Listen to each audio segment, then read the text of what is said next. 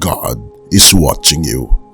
Ito ang isang bagay na laging ginagawa ng ating Panginoon, lalong-lalo na sa mga taong tapat sa Kanya, ang mga tao na tila baga walang kaibigan, walang nagmamahal, at tila baga pakiramdam na sila ay nag-iisa sa mundo. Ang ating Panginoon ay sobrang lapit sa kanila. Ito ang mga pangako ng Diyos patungkol sa mga taong tapat na base sa Biblia. Atin itong pag-usapan, mga kaibigan. Mayroon akong karanasan, mga kaibigan, patungkol sa kung talagang ang Panginoon ay nasa atin. Ito ay nangyari sometime last year, 2022. Ako ay nag-iisa sa aking kwarto. Pagkatapos ay bigla na lang ako napaluha sapagkat tila baga parang nag-iisa lang ako at tila baga walang nag-aaruga sa akin. Ngunit kinausap ko ang Panginoon sa pagkakataong iyon. Sabi ko sa ating Panginoon, Panginoon, kung talagang nandito ka kasama ko at kapiling kita ngayon, ay kung tatapat ng 6:47 ang aking relo sa aking paggising, ay talaga namang nandyan ka na gumagabay sa akin. At pagkatapos nito, mga kaibigan, ay bigla akong napatunganga dahil tila baga hindi ako makatulog sa gabing iyon. Pagkatapos ako, mga kaibigan, ay nagising na madaling araw. Hindi ko muna chinek ang aking orasan dahil sinasabi ko sa aking isip, gabi pa naman at siguro ay hindi pa alas 6 ng umaga dahil ang aking kwarto, mga kaibigan, ay balot ng madilim na mga pader dahil ang aking kwarto ay walang bintana at meron lang isang pintuan. Pagkatapos ay narinig ko ang mga sasakyan sa labas nagpapahiwatig na umaga na, ngunit hindi ko pa tinignan ang aking orasan dahil sinasabi ko sa aking sarili, siguro ay hindi naman talaga ang Panginoon ay nasa akin sa pagkakataong ito. Nagdadalawang isip ako, mga kaibigan, at medyo kinakabahan. Ako muna ay naghilamos, pagkatapos ay hindi ko pa tinignan ang aking orasan. Ngunit sa pagkakataong ito, dahil na rin sa curiosity, ay tinignan ko, mga kaibigan, ang aking orasan. At ang hinihiling ko sa Panginoon, kung tumapat ito ng 6:47, ay talagang nandyan talaga ang Panginoon na gumagabay sa akin. At hindi kayo maniwala, mga kaibigan, tumindig ang aking balahibo sa pagkakakita ko sa aking orasan. Dahil ang nakita ko, mga kaibigan, ay eksaktong 6:47. Ito, mga kaibigan, ang isang bagay na iniluhod ko sa aking Panginoon sa pagkakataong iyan. At sinabi ko, Panginoon, ikaw talaga ay nasa akin. Ikaw talaga ang gumagabay sa akin. Genesis 28:15. Tandaan mo, susubaybayan kita at ipagtatanggol saan ka man magpunta at ibabalik kita sa lupang ito. Hindi kita iiwan hanggang sa matupad ang lahat ng sinabi ko sa iyo.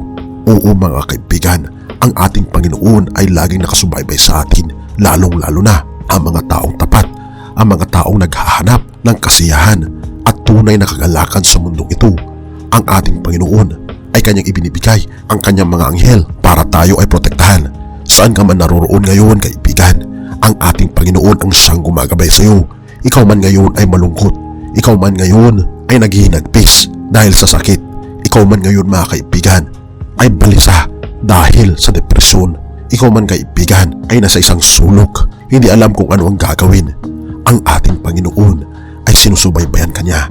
Ang ating Panginoon, mga kaibigan, ay nasa ating likod lamang, na kahit na tayo ay tumakbo ng napakalayo sa ating Panginoon, na kahit na tayo ay lumayo palayo sa presensya ng Diyos, ang ating Panginoon ay nasa ating likod lamang. Kung nais nating bumalik sa Kanya, ikaw ay lumingon sa iyong likod at nandyan siya. Handa kanyang yakapin, mga kaibigan, at nais kanyang makapiling at ipaparanas niya sa iyo ang isang kaligayahan na hindi pa natatamo. Ang kaligayahan na kapiling ang Diyos, dahil wala nang ibang magpapaligaya sa atin kundi ang ating Panginoong Hesus lamang. Siya ang tunay na kaligayahan ng mundong ito. Siya ang sentro ng buhay mo. Deuteronomio 32:10-12. Sa isang disyerto, sila'y kanyang natagpuan sa isang lupang tigang at walang naninirahan. Doon sila'y kanyang pinatnubayan, binantayan at do'y inalagaan. Mga kaibigan, ang ating Panginoon, saan ka man naroroon ngayon, ay lagi mong alalahanin na ang ating Panginoon ay sobrang nag-aalala sa iyo. Binabantayan ka niya at inaalagaan, na sa lahat ng panahon, ikaw man ay malungkot, ikaw man ay masaya, ang ating Panginoon ay malapit sa iyo, lalong-lalo na sa oras ng iyong kapighatian. Ang ating Panginoon ay sobrang lapit sa iyo at nais kanyang hagkan at makapit piling dahil nasasaktan ang kanyang puso. Kung ikaw din ay nasasaktan at punong-puno ng kagalakan ang puso ng ating Panginoon.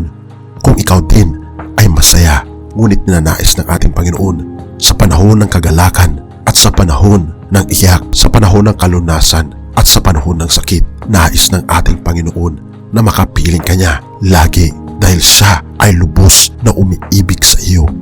Jeremias 31 verse 3, ang Panginoon ay napakita ng una sa akin na nagsasabi, oo, inibig kita ng walang hanggang pag-ibig, kaya't ako'y lumapit sa iyo na may kagandahang loob.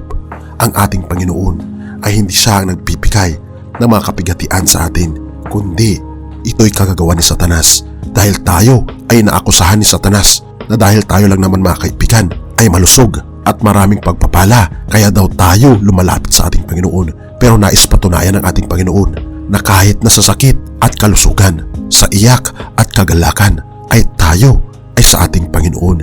Hindi natin siya iiwan dahil siya ang ating santigan. Oo mga kaibigan. Filipos 4 verse 6 to 7, huwag kayong mabalisa patungkol sa anumang bagay. Sa halip, ipaalam ninyo ang inyong mga kahilingan sa Diyos na may pasasalamat sa pamamagitan ng panalangin at ng panalangin may paghiling, at mga kapayapaang mula sa Diyos na higit sa anumang pangunawa ang siyang mag-iingat sa inyong mga puso at pag-iisip sa pamamagitan ni Kristo Jesus. Oo mga kaibigan, ang ating Panginoon ay hinihiling niya na tayo ay magkaroon ng kapayapaan, at ito ay manggagaling lamang sa kapayapaan na buhat sa Diyos. Huwag tayong mabalisa. Huwag kang mabalisa. Yan ang isang bagay na binabanggit ng ating Panginoon sa atin. Sa halip, tayo ay humiling sa ating Panginoong Diyos dahil anuman ang gusto nating hilingin, lalong-lalo na sa paglutas ng problema, ay 100% kanyang papakinggan ang iyong panalangin.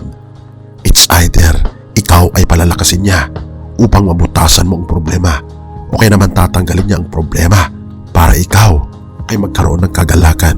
Kaibigan, binabanggit ni Salmista David, simula noong siya daw ay bata pa hanggang siya ay tumanda na, ay wala pa siyang nakita ng isang anak ng Diyos na tapat na namamalimos, dahil ang ating Panginoon ay punong-puno ng biyaya. Kaibigan, hinihiling ng Diyos na lumapit ka sa Kanya dahil nandyan lamang siya sa iyong tabi at nais Kanyang hagkan at ipaparana sa iyo ang isang amang mapagmahal na magbibigay sa iyo ng lubos-lubos na kagalakan. Purihin ang Diyos at salamat kaibigan sa iyong panonood.